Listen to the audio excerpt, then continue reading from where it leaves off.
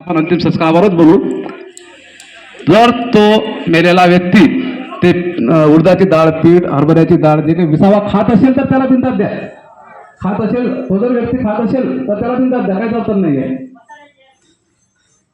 त्याला तिथं बांधून द्यायचं आणि एखाद्या विशिष्ट ठिकाणी नेऊन त्याला पायाने तुळवायचं.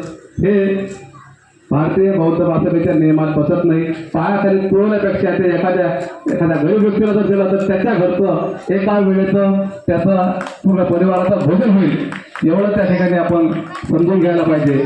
त्यानंतर त्या ठिकाणी आपण ज्यावेळेस चितेवर टाकतो त्यावेळेस काय करतो आपण, घरातले लोक असतात, मुलगा, भाऊ, लहान भाऊ असतात, त्यांना आपण काय बोलतो, अरे ये आपल्याला पाणी पाजा, शेवटचं पाणी पाजा.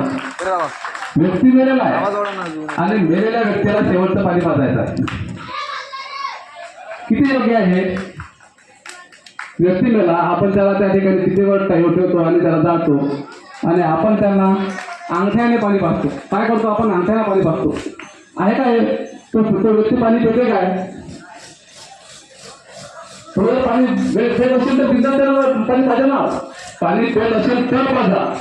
ती वेळ सांगण्याची नसते, त्या ठिकाणी आपण सांगू शकत नाही, लोकांच्या भावना दुखावतात. म्हणून हे असे संस्कार विधी आहेत, 13 प्रकारचे संस्कार आहेत, ते आपल्याला कार्यक्रमातूनच सांगावे लागतात आणि तो धम्म आपल्यापर्यंत पोहोचावा लागतो. त्याला तो पाणी पेत असेल तर बिंदास पाजा. तो जर ते विसावा घेत असेल, तो जेवण करत असेल तर त्याला ते बिंदास देऊ शकता आणि त्याच्या अंगावर ते मुरमुरे फेकायचं, ते तर आपण समजा करून दे.